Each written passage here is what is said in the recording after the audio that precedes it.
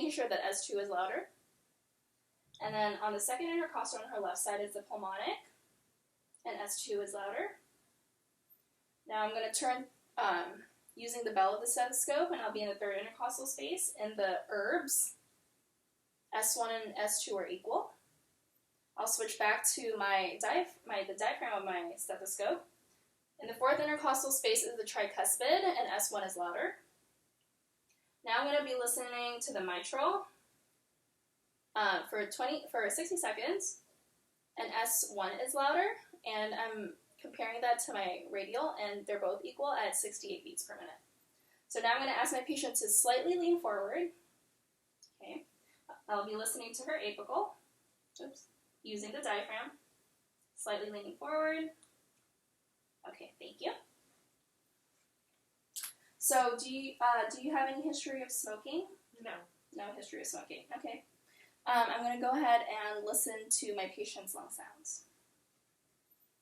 Okay, so go ahead and take a deep breath in and exhale.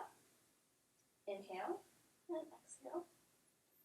Inhale and exhale. Inhale and exhale.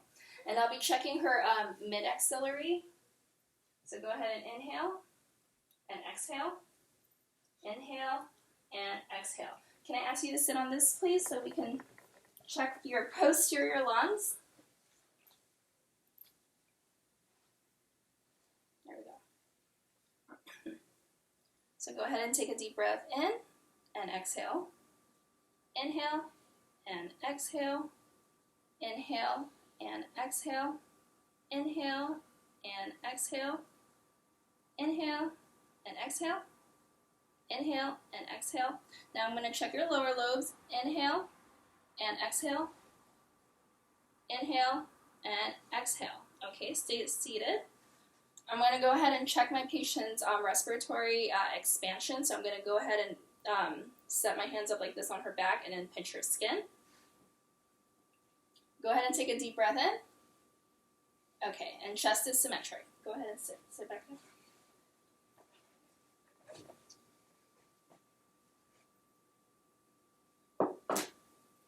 So I'll be performing hand hygiene. So now I have a few questions. Do you have any issues or changes to your bowel movements? No.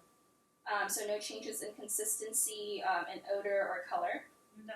Okay. So what about your urine? Have you had any changes such as burning sensation, abnormal odor or color? No. No. Okay. So I'm going to go ahead and ask my patient to lay down. So right now she's going to be laying down not completely flat. So my patient is not completely flat. She's about semi-Fowler. I'm going to be inspecting her abdominal area, checking the skin, and just the general appearance of her abdominal area. Okay? So now I'm going to disinfect my stethoscope. I'm going to take the bell of my stethoscope. I'm going to be listening to her carotid artery for any signs of bruise. So take a deep breath and hold it. Okay, exhale. And then I'll be listening to opposite side. Inhale and hold. And exhale. Thank you. I'm checking her aortic, her iliac, and her femoral. And patient has no signs of bruise. Okay, so now I'm going to ask you to go all the way flat on your back. Okay. Now I'll be moving eye level. I'll be checking eye level at her abdominal area, and abdominal area is slightly rounded, and no bounding aortic pulse.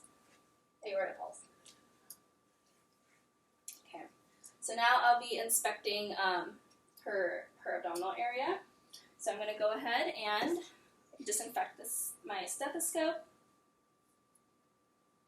So I'll be listening to all four quadrants for about 1 minute, and I'm going to go ahead and start at the right lower quadrant, and then I'll be moving up to the right upper quadrant, and then to the left upper quadrant, and then the left lower quadrant. So if patient has absent bowel sounds, then I listen to it for each quadrant for 5 minutes. So my patient had about 15 gurgles throughout her whole quadrant, and that is a normal finding. So I'm going to go ahead and take this off. Now I'm going to be percussing my patient. The sound should be timpani, and I'm going to be going in order in the same 4 quadrants.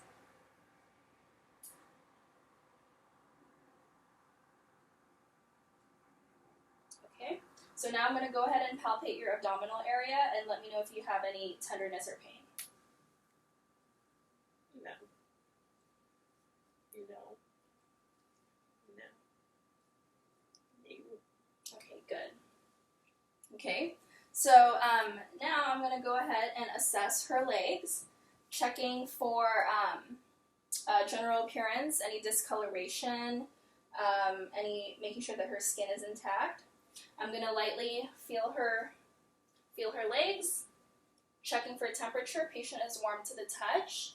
I'm going to go ahead and check edema, and I'm going to press down on her leg. Patient has no signs of edema. I'm going to go ahead and palpate behind her knee and checking the popliteal pulse. And they're palpable. And now the dorsalis pedis. And both are palpable. I'm going to be checking her toenails. Capillary refill is less than 3 seconds. It is brisk.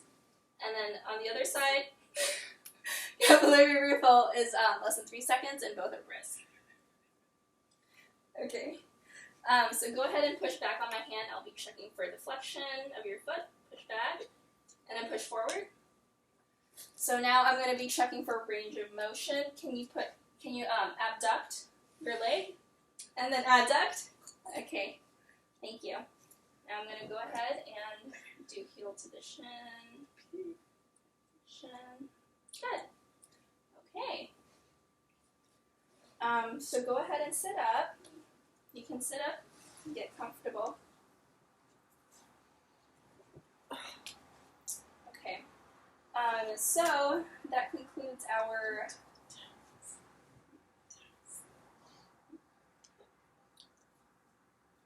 Okay. So prior to that, I'm going to go ahead and check first her reflex. So I'm going to go ahead and check her reflex. So this is a tricep. I'm going to hit. Okay. So now I'm going to check her her bicep. And I'm going to put a finger here. And now I'll be checking the brachioradial using the flat side. Okay, and then I'll be checking her her patellar. So patient's reflexes are grade 2, and that is a normal finding. Okay, I'm going to perform hand hygiene. So this concludes our assessment today. Do you feel safe here? Yes. Do you feel safe at home? Yes. Okay, I'm your nurse Charlotte. Let me know if you need anything.